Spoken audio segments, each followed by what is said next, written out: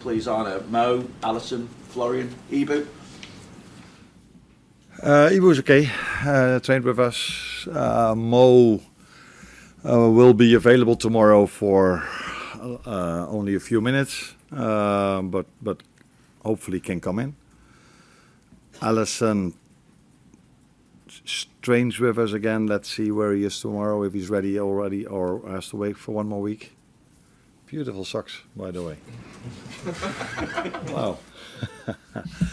and the fourth one was Florian. Stomach infection. So let's see how fit he is for tomorrow. Yeah, he's on antibiotics. So let's see if he's ready to play tomorrow. Can I just check on Alison's future as well, please, Arne? Because obviously numerous reports that he could leave this summer. Have there been talks with Juventus? What chances are that maybe these 2 remaining games could be his last at the club? Boring. Same old answer. So I'm reading the same things as you are probably reading, but that's not where I will talk about over here. But obviously the fans, if he is to leave, would want to give him a big send-off. So that's obviously why the question's being.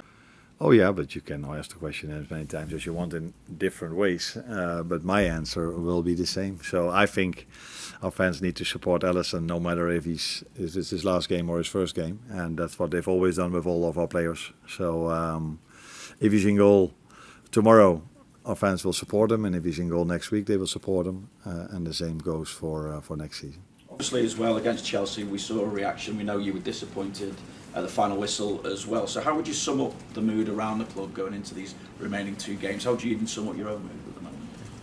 Yeah, we wanted to win because we knew that if we would have won that game, we would have qualified for Champions League. But we tried till the last second everything to win that game. Where in the second half people could see that probably a bit more because we were more on the front foot, more on their half than we were in large parts of the first half. But in the end, as so many times this season, the crossbar and the post were in between us drawing or winning a game. And as a result of it, we had a draw, which is not the result we wanted. But it's still a point where 1 week earlier we were heading towards a point or maybe towards a win and in the end lost it. So we take that point and we go to Villa, which is very good, has been a very good team this season. And now we have to try to win over there. And in terms of Villa, they've got a very congested run-in, or they've had a very congested run-in as well. It's similar to what I suppose you'd have wanted to have had at this stage of the season. Can you take advantage of that hopefully their eyes might not be completely focused on this, or they'll be tired, or how does it work? No, they played Sunday, I think. So now we play on Friday. So I don't see being tired as a reason.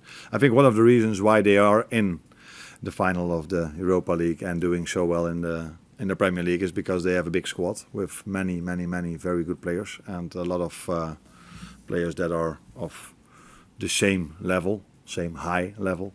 If you don't have that, you're not able to go all the way to the final in the Europa League and do so well in the Premier League. So and the good thing for them is that at the moment, they have 1 or 2 injuries, but not so many. So I think they are completely ready to go into Friday, to go into Wednesday, and then go into Sunday. And I know you won't talk about players that may or may not believe, but we know Andy Robertson is going to depart at the end of the season, and I'm sure the club will make lovely tributes to him when he gets to that point as well. Just from our perspective, me personally don't want to get it all lost in the end of the season, and given that he's been here such a long time and such a great player, I'm just wondering if you can give us a few thoughts on exactly what he's done here and what he means and what a gap he'll potentially leave behind.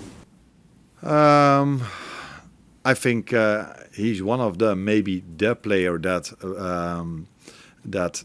changed that position into a player that constantly goes up and down and up and down. I think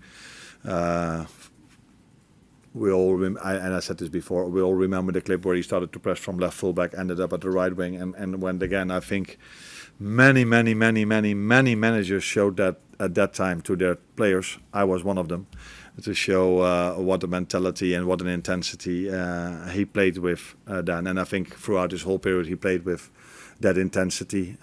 He's becoming a fullback that, like I said, that constantly went up and down and be important on both sides of the pitch, where back in the old days defenders mainly had to defend. He's one of the fullbacks that changed that position to doing both. And apart from that, he's a great human being. I think I've experienced that in the 2 years I'm working with him, and I think every fan recognizing what I say when we see social media posts or in other moments when he's just playing, and he always gives his best for the club on and off the pitch. So he's been a very influential player for this club on the pitch, but definitely also in the dressing room.